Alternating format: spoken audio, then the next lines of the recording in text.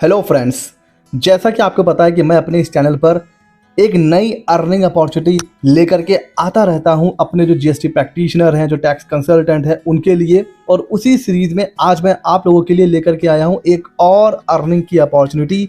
जी हां, आप startup consultant बन के भी अच्छा खासा अमाउंट अर्न कर सकते हैं। बहुत आप देखते होंगे शार्क टैंक इंडिया आता है तो वहाँ पर फंडिंग के लिए लोग जा रहे हैं, स्टार्टअप फंडिंग की बातें होती हैं, एंजल इन्वेस्टर्स की बातें होती हैं। ये स्टार्टअप इंडिया क्या है, इसके बारे में डिटेल में डिस्कशन करेंगे कि ये स्टार्टअप इंडिया होता क्या है और स्टार्टअप इंडिया स्कीम में रजिस्ट्रेशन कैसे होता है, उसके बेनिफिट क्या क्या होते हैं, कौन स्टार्टअप इंडिया में रजिस्ट्रेशन लेने के लिए एलिजिबल है, कौन नहीं है, और इसमें हम कैसे अपने लिए अर्निंग का एक नया रास्ता निकाल सकते हैं, उसके बारे में करेंगे बात। तो आइए सबसे पहले बात करते हैं एलिजिबिलिटी की।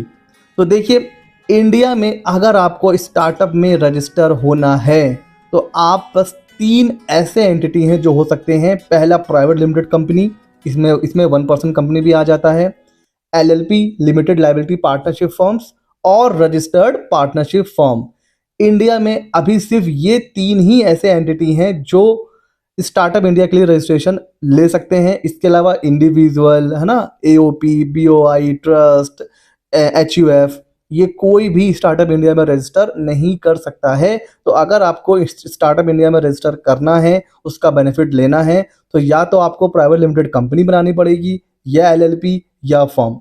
तो अगर आपके पास कोई क्लाइंट आता है, वो आपसे स्टार्टअप इंडिया के बारे में पूछ रहा है, तो सबसे पहले आप उससे बोलोगे कि आपको या तो कंपनी फॉर्म करनी पड़ेगी या एलएलपी, या एकदम अगर बहुत ही लो कॉस्ट अगर आप कहो तो वो होती है पार्टनरशिप फर्म बनाना। ठीक है, ठीक हो गया जी? ठीक है सर। अब चलते हैं आगे। कंडीशन देखिए क्या होनी चाहिए स्टार्टअप इंडिया में रजिस्ट्रेशन के लिए। कौन कौन, ये तो हमने देख लिया कि भाई कंपनी या फर्म दो ही लोग बना सकते हैं, दो ही लोग रजिस्टर हो सकते हैं स्टार्टअप इंडिया में। इसके अलावा जो कंडीशन है वो है ओरिजिनल एंटिटी। आपने सुना होगा दो कंपनी का आपस में मर्जर हो गया, कोई कंपनी किसी कंपनी में एमलगमेट हो गई, दो कंपनी मर्ज होके नई कंपनी बन गई। तो ऐसा कुछ भी नहीं होना चाहिए। ओरिजिनल एंटिटी होना चाहिए, नया इनकॉर्पोरेशन, फ्रेश इनकॉर्पोरेशन होना चाहिए। आप कोई पुरानी कंपनी खरीद कर उसको स्टार्टअप में रजिस्टर नहीं करा सकते हैं। तो कभी भी स्टार्टअप इंडिया में रजिस्ट्रेशन होगा तो वो एक ओरिजिनल एंटिटी होनी चाहिए। उसके अलावा वो जो कंपनी है जो न्यूली इंकॉर्पोरेटेड है, वो 10 साल से पुरानी नहीं हो सकती। किसी भी ईयर में उसका जो टर्नओवर है वो 100 करोड़ से बिलो होना चाहिए, 100 करोड़ से अबव नहीं हो सकता, वरना वो स्टार्टअप इंडिया के लिए एलिजिबल नहीं होगी। एंड सबसे इंपॉर्टेंट, वो जो भी कंपनी है, जो भी फर्म है, वो कोई ना कोई सोसाइटी की प्रॉब्लम को सॉल्व कर रही हो, कोई यूनिक सॉल्यूशन लेकर के आ रही हो, कोई न्यू टेक्नोलॉजी का यूज कर रही हो। तो इन शॉर्ट, आप कोई ना कोई प्रॉब्लम सॉल्विंग कंपनी है तो ही आप स्टार्टअप इंडिया में रजिस्टर हो सकते हैं। ठीक है सर, आगे चलते हैं। अब देखते हैं कि क्या क्या डॉक्यूमेंट्स की नीड होती है स्टार्टअप इंडिया में रजिस्ट्रेशन के लिए। तो देखिए, सबसे पहले आपका रजिस्ट्रेशन सर्टिफिकेट, पैन, पार्टनर और डायरेक्टर की डिटेल। अब पार्टनर और डायरेक्टर की डिटेल में क्या क्या, उनका पैन आधार ले लीजिए, जो भी उनका एड्रेस है, पैन, वो सारी चीज़ें वहाँ पर आपको मिल जाएंगी। कंपनी के केस में मेमोरेंडम एंड एसोसिएशन, एंड उसके अलावा पीपीटी, पिच डेक आपको बनानी पड़ेगी, बकायदा एक पीपीटी बनानी पड़ेगी कि आपकी जो कंपनी है वो जो काम कर रही है वो क्या काम कर रही है। तो आपको एक पीपीटी बनाना पड़ेगा और वो अपलोड होती है वेबसाइट पर। उसके अलावा जो आपका रजिस्टर एड्रेस है वहाँ का प्रूफ। सर, ये पीपीटी वगैरह कैसे बनती है, सारी बातें करेंगे, कोई टेंशन लेने की बात नहीं है, मैं हूँ। तो पीपीटी वगैरह कैसे बनाई जाती है, उसमें क्या क्या डिटेल होती है, वो सब चीज़ें हम लोग बात करेंगे। आगे चलते हैं। अच्छा सर, ये स्टार्टअप इंडिया स्कीम ये है क्या, इसका बेनिफिट ये देखते हैं। भाई कोई स्कीम आई है तो उस स्कीम में अगर हम रजिस्ट्रेशन ले लेंगे तो भाई उसका क्या बेनिफिट होगा। तो पहला सबसे बड़ा बेनिफिट, एंजल टैक्स एग्जम्पशन। आप 10 साल का एक ब्रैकेट मिल जाएगा। उस 10 सालों में किन्हीं 3 ईयर्स में, मतलब लगातार आप 3 सालों तक टैक्स की एग्जम्पशन क्लेम कर सकते हैं। ये बहुत बड़ा बेनिफिट है। अगर आप एक कंपनी है तो हमें पता है उसके ऊपर 25% कॉर्पोरेट टैक्स लगता है।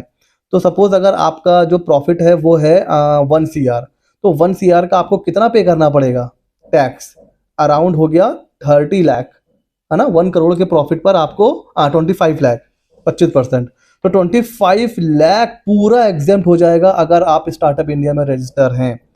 आप देखिए, मैं यहाँ पर आपको बता रहा हूँ कि आपको क्लाइंट को कैसे बोलना है। कोई आपके पास क्लाइंट आता है, वो प्राइवेट लिमिटेड कंपनी है, आप उसको ये सजेशन दे सकते हो कि सर आपका अच्छा खासा प्रॉफिट हो रहा है, तो अगर आप इस प्रॉफिट को 3 साल के लिए एग्जेम्प्ट करवाना चाहते हैं, तो आप स्टार्टअप इंडिया स्कीम में अपनी कंपनी, अपनी फर्म को रजिस्टर कर सकते हैं। बिकॉज जैसे ही आपका स्टार्टअप इंडिया में रजिस्ट्रेशन हो जाएगा, आपको 3 साल की मिल जाएगी एग्जम्पशन। उसके अलावा आप गवर्नमेंट से फंडिंग ले सकते हैं अपने स्टार्टअप को स्टैब्लिश करने के लिए, चाहे वो ऑफिस सेटअप हो, मार्केटिंग की कॉस्ट हो, स्केल करना है, प्रोडक्शन करना है ना, और ट्रांसपोर्टेशन सिस्टम स्टैब्लिश करना है, कुछ भी करना है, तो उसके लिए गवर्नमेंट ने अलग से 2000 करोड़ का एक फंड बनाया हुआ है। तो जो एलिजिबल स्टार्टअप हैं वो गवर्नमेंट से सीधे फंडिंग ले सकते हैं, तो एक ये बेनिफिट मिल जाता है। उसके अलावा चाहे ट्रेडमार्क हो, पेटेंट हो, कॉपीराइट हो, उसकी जो लीगल फीस होती है उसमें आपको 50% डिस्काउंट। जैसे अगर ट्रेडमार्क की बात करें तो 9000 फीस होती है, बट अगर आप स्टार्टअप इंडिया में आ जाते हैं तो आपको पे करना पड़ेगा सिर्फ 45,000। उसके अलावा जो टेंडर वगैरह होते हैं, बहुत जगह टेंडर की फीस होती है, आपको डिपॉजिट करना पड़ता है 10,000, 50,000, कहीं कहीं 1 लाख। तो अगर आप स्टार्टअप इंडिया में रजिस्टर हैं तो आपको कोई भी टेंडर फीस डिपॉजिट करने की ज़रूरत ही नहीं है, वो एग्जेम्प्ट हो जाती है। तो टेंडर प्रोक्योरिंग नॉर्म्स बहुत ईजी हो जाते हैं। इसके अलावा आप सेल्फ सर्टिफिकेशन, मतलब 2 इन्वायरमेंट लॉ, 6 लेबर लॉ में माना जाता है कि आप सेल्फ सर्टिफिकेशन के साथ आप उसमें कंप्लाई कर रहे हैं, आपको अलग से लेबर लॉ में रजिस्ट्रेशन भी लेने की नीड नहीं रहता है। तो ये वो बेनिफिट है जिसकी वजह से स्टार्टअप इंडिया में रजिस्ट्रेशन लेना बहुत बेनिफिशियल होता है। इसमें से ये जो ऊपर के 3 है ये तो बहुत ही बेनिफिशियल है। टैक्स का एग्जम्पशन, गवर्नमेंट से फंडिंग और ट्रेडमार्क वगैरह की फीस में आपको 50% तक का डिस्काउंट। तो जब आप क्लाइंट को इन बेनिफिट के बारे में बताओगे तो क्लाइंट अपने आप कन्विंस हो जाएगा स्टार्टअप इंडिया में रजिस्ट्रेशन के लिए। ठीक हो गया जी, आगे चलें। अब जो सबसे इम्पॉर्टेंट चीज़ है स्टार्टअप रजिस्ट्रेशन की प्रोसेस में, देखिए अभी हम लोग प्रोसेस देखेंगे, मैं आपको वेबसाइट पे लेके चलूंगा। वहाँ पे जैसे नॉर्मल होता है ना जीएसटी रजिस्ट्रेशन में, वैसे ही कुछ वहाँ पे भी देना होता है भाई। कंपनी का नाम, उसका रजिस्ट्रेशन नंबर, डायरेक्टर की डिटेल, पार्टनर की डिटेल, क्या काम करेगी, कैसे करेगी, वो सारी चीज़ें। लेकिन जो मेन चीज़ है, आपसे ये 4 क्वेश्चन पूछे जाएंगे और इन चारों का आपको आंसर वहाँ पर टाइप करना होगा। पहला क्वेश्चन जो आपसे पूछा जाएगा, what is the problem the startup is solving. आप जिस स्टार्टअप को रजिस्टर करने जा रहे हैं वो सोसाइटी की किस प्रॉब्लम को सॉल्व कर रहा है, तो वो आप यहाँ पर बताओगे। जैसे हो सकता है एक कॉमन प्रॉब्लम है एम्प्लॉयमेंट, तो कोई छोटा बिजनेस हो, कोई बड़ा बिजनेस हो, एक प्रॉब्लम तो वो सॉल्व करता ही है, वो होती है एम्प्लॉयमेंट। तो आप कह सकते हो कि बहुत ज़्यादा अनएम्प्लॉयमेंट है, तो हम अपने जो कंपनी है, जो स्टार्टअप है, जब हम उस्टैब्लिश करेंगे तो उससे एम्प्लॉयमेंट की अपॉर्चुनिटीज़ इंक्रीज होगी। ठीक है, तो ये तो आपने बताया कि आप कौन सी प्रॉब्लम को सॉल्व कर रहे हो। दूसरा क्वेश्चन फिर आपसे पूछा जाएगा, how does your startup proposes to solve this problem. आपने बताया कि प्रॉब्लम क्या आप सॉल्व कर रहे हो, अब आपसे पूछेगा कैसे सॉल्व करोगे। आपने कहा कि बहुत ज़्यादा अनएम्प्लॉयमेंट है, तो आप कह रहे हो कि हम एम्प्लॉयमेंट जनरेट करेंगे। कैसे करोगे वो आपको बताना है, कि हम अलग अलग ब्रांच बनाएंगे, उसमें मैन्युफैक्चरिंग यूनिट डालेंगे। जब मैन्युफैक्चरिंग यूनिट डालेंगे तो वहाँ पर इतने वर्कर लगेंगे, उन वर्कर को हम एम्प्लॉयमेंट देंगे। उसके बाद हम अपने गुड्स को देश के अलग अलग हिस्सों में उसको ट्रांसपोर्ट करेंगे, तो वहाँ पर भी हम बंदे हायर करेंगे। मार्केटिंग करेंगे, एडवर्टीजमेंट करेंगे, तो वहाँ मार्केटिंग के हम जो हैं वो ऑफिसर्स या जो बंदे होते हैं उनको हायर करेंगे। तो ऐसे आपको बताना है कि आप कैसे प्रॉब्लम को सॉल्व करोगे। तीसरा, what is the uniqueness of your solution.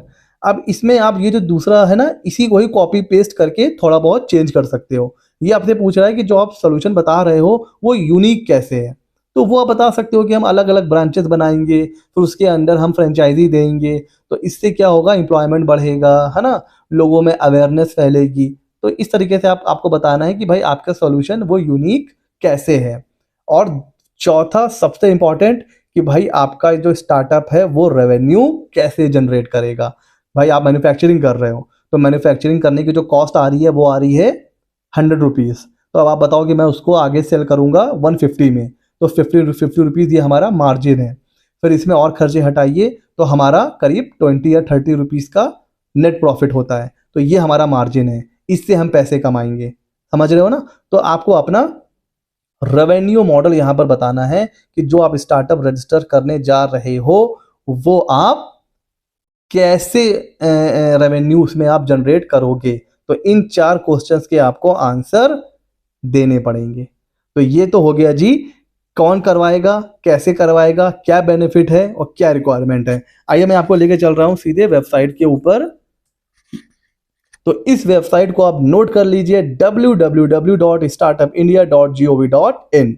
इस साइट पे आने के बाद आप एकदम किनारे देखो रजिस्टर का ऑप्शन आ रहा है, आपको रजिस्टर पे क्लिक करना है। और रजिस्टर पे आप जैसे ही क्लिक करोगे तो एक छोटा सा फॉर्म आ जाएगा, नाम, email ID, mobile number and password. Simple, जैसे जीएसटी वगैरह वगैरह में होता है वैसे यहाँ पर भी। तो वो आप जब दे दोगे तो जो आपकी ईमेल आईडी है ये हो जाएगा आपका लॉगिन आईडी, और जो आप पासवर्ड बनाओगे उसको यूज करके फिर आप क्या करोगे, लॉगिन कर लोगे। ठीक है सर, मैंने यहाँ पर लॉगिन किया हुआ है, मैंने ऑलरेडी बनाया हुआ था तो मैंने यहाँ पर लॉगिन कर रखा है। जब आप लॉगिन कर लोगे ना तो एक ऐसा पेज ओपन होके आएगा। तो यहाँ पर आपको कहाँ क्लिक करना है, स्टार्टअप के ऊपर, क्योंकि हम एज अ स्टार्टअप अपने आप को रजिस्टर कर रहे हैं। तो हमने यहाँ पर क्लिक किया स्टार्टअप पर और करेंगे नेक्स्ट। जब हम नेक्स्ट करेंगे फिर यहाँ से ये हमें हमारी कंपनी के बारे में फर्दर क्वेश्चन पूछेगा। तो अगर आपका कोई कंपनी का लोगो है तो वो यहाँ पर आप इंसर्ट कर सकते हो। ठीक है सर। 4 स्टेजेस होती हैं स्टार्टअप की, ideation, validation, early traction, scaling. Ideation मतलब अभी आप जो आपका आइडिया है ना वो अभी आपके दिमाग में है, मतलब अभी आपने उसको काम करना नहीं शुरू करा हुआ है, मतलब अभी आपका सिर्फ आइडिया स्टेज पर है, तो वो होता है आइडिएशन। और अगर आपने अपने आइडिया को मतलब एक तरीके से प्रोडक्ट जो है ना, आपका जो भी आपका प्रोडक्ट है वो आपने बना लिया है, उसका चाहे प्रोटोटाइप हो चाहे डेमो हो, वो आपने बना लिया है, तो उसको बोलते हैं validation stage. Early traction, early traction का मतलब होता है जब आपने मार्केट में अपना प्रोडक्ट लॉन्च कर दिया है, मतलब अभी अर्ली स्टेज ही है बट आपने अपना प्रोडक्ट, आपका मतलब आइडिया था वो आइडिएशन स्टेज भी निकल चुकी है, आपने प्रोटोटाइप भी बना लिया है और इवन आपने मार्केट में प्रोडक्ट को लॉन्च भी कर लिया है, तो उसको बोलते हैं अर्ली ट्रैक्शन। और फिर आता है स्केलिंग। स्केलिंग सबसे लास्ट में होता है कि जब आपने अपने प्रोडक्ट ना सिर्फ मार्केट में लॉन्च कर दिया है बल्कि आप एक बहुत अच्छे लेवल पर सेल भी कर रहे हो और बहुत अच्छा रेवेन्यू जनरेट कर रहे हो। तो जिस भी स्टेज में आपका स्टार्टअप है वो आप करोगे। तो सबसे, अगर आप नया मतलब न्यूली आप कर रहे हो तो आप आइडिएशन यहाँ करोगे सिलेक्ट, फिर आप यहाँ पे स्टार्टअप का नाम दे दोगे। अगर मैं नाम दे देता हूँ कि हमारा जो स्टार्टअप है उसका नाम है सीए मित्रा 24। अब फंडेड और बूटस्ट्रैप, सर ये क्या होता है?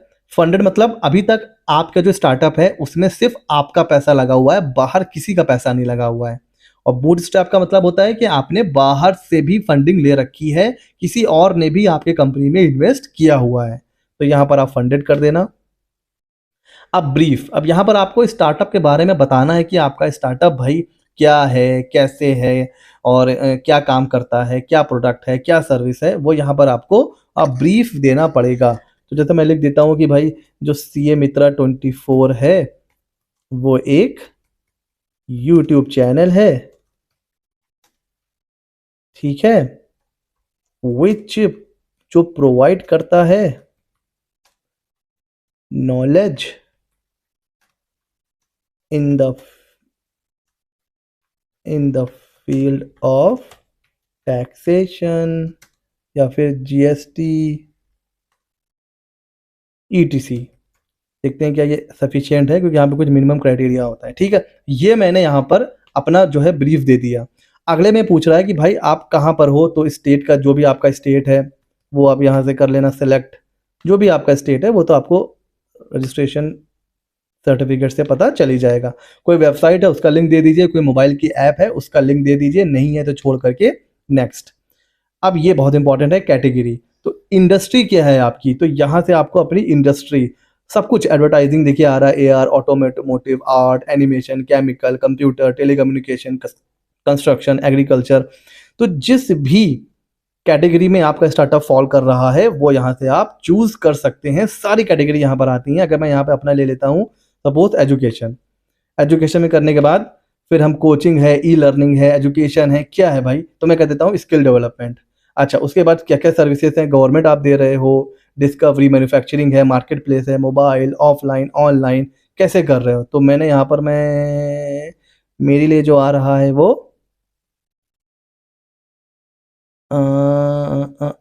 ऑनलाइन एग्रीगेटर कर सकते हो। ठीक है, अगर मैं उद्योग आधार का नंबर है वो मैं लिख दूँगा और नेचर ऑफ एंटिटी क्या है ये मैं लिख दे रहा हूँ कि मेरी एलएलपी है।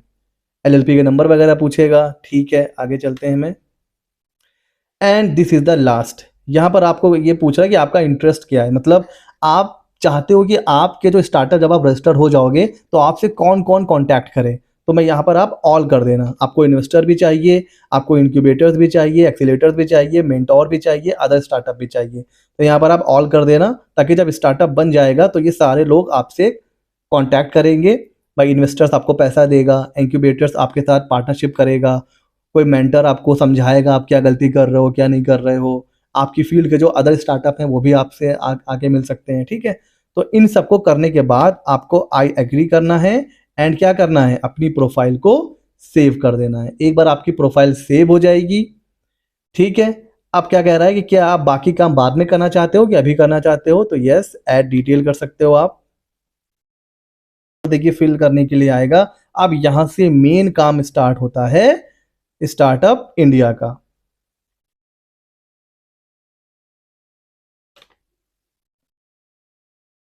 अब ये सारी डिटेल आपको वन बाय वन देनी जानी है और नीचे जाकर के सबमिट कर देना है। उसके बाद आपके एप्लीकेशन को रिव्यू किया जाएगा।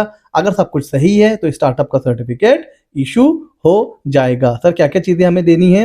एंटिटी की डिटेल। तो सर जो भी आपकी एंटिटी है, कंपनी है, एलएलपी है, फर्म है, वो उसके बारे में सब आपको बताना है, कैटेगरी, सिन नंबर, वो सारी चीज़ें।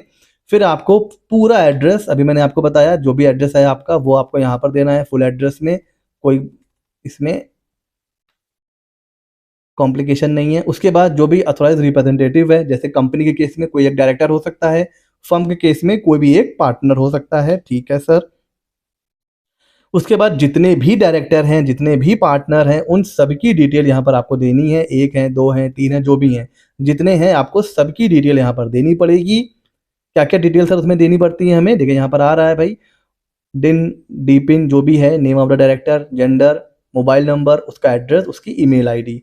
तो ये हमें डिटेल लेनी होंगी अपने डायरेक्टर या पार्टनर से। उसके बाद इन्फॉर्मेशन रिक्वायरमेंट में आएँगे, तो यहाँ पर देखिए अभी हमारा आइडिएशन स्टेज पर है, मैंने भी आपको बताया था। यहाँ पर आप बताओगे कि आपके कितने एम्प्लॉइज़ हैं जो आपने अपने अंडर रखे हुए हैं, वो सारी चीज़ें आपको बतानी है। फिर देखिए मेन आता है स्टार्टअप एक्टिविटीज़। मैंने आपको बताया था ना कि आपसे 4 क्वेश्चन पूछे जाएँगे। अगर आपको अभी हमने डिस्कशन किया हुआ है कि ये 4 क्वेश्चंस आपसे पूछे जाएँगे, आपको इसका आंसर बाकायदा देना पड़ेगा, तो वो यहाँ पर देना है कि आपका जो स्टार्टअप है वो क्या प्रॉब्लम सॉल्व कर रहा है, कैसे सॉल्व करेगा, क्या यूनिकनेस है आपके सॉल्यूशन में और आपकी जो कंपनी है, जो स्टार्टअप है वो रेवेन्यू कैसे जनरेट करेगा। फिर आप करोगे इसको सेव। लास्ट कौन सा टैब है? सेल्फ सर्टिफिकेशन का, और इसमें कुछ भी ज़्यादा नहीं करना है। जो आपका इनकॉर्पोरेशन सर्टिफिकेट है वो ऐड करना है और एक ऑथराइजेशन लेटर। सर ये ऑथराइजेशन लेटर क्या है? देखिए नीचे ऑप्शन आ रहा है, इसको डाउनलोड कर लेंगे हम लोग। ये डाउनलोड हो गया है, इसको ओपन भी कर लेते हैं। इसको निकालने के बाद जो भी कंपनी है या पार्टनरशिप फर्म है, उसमें जो भी आपका ऑथराइज्ड रिप्रेजेंटेटिव है, उसका नाम वगैरह लिख करके और फिर नीचे यहाँ पर उसका साइन वगैरह हो जाएगा। उसका पैन आधार अटैच करके यहाँ पर आप उसको अपलोड कर दीजिएगा। उसके अलावा ऐड मोर में आइए। यहाँ पर आपको क्या करना है? Pitch deck. आपको अपने स्टार्टअप की एक पीपीटी बनानी है। पीपीटी कैसे बनानी है? कितने डायरेक्टर हैं? क्या काम कर रही है? इन शॉर्ट यहाँ पर जो भी आपने बताया है ना स्टार्टअप एक्टिविटीज़ में, ये जो आपने बताया है कि क्या प्रॉब्लम सॉल्व कर रहे हैं, कैसे कर रहे हैं, यूनिकनेस क्या है और रेवेन्यू कैसे जनरेट करेंगे, यहाँ तो आप वर्ड में लिख करके बता दोगे। इसी को आपको क्या करना है? पीपीटी फॉर्मेट में कन्वर्ट करना है और यहाँ पर नीचे आकर के उसको अपलोड कर देना है। सर ये सारी चीज़ें कहाँ से मिलेंगी? बिल्कुल भी आप टेंशन मत लीजिए, नीचे डिस्क्रिप्शन में मैं लिंक दे दूंगा।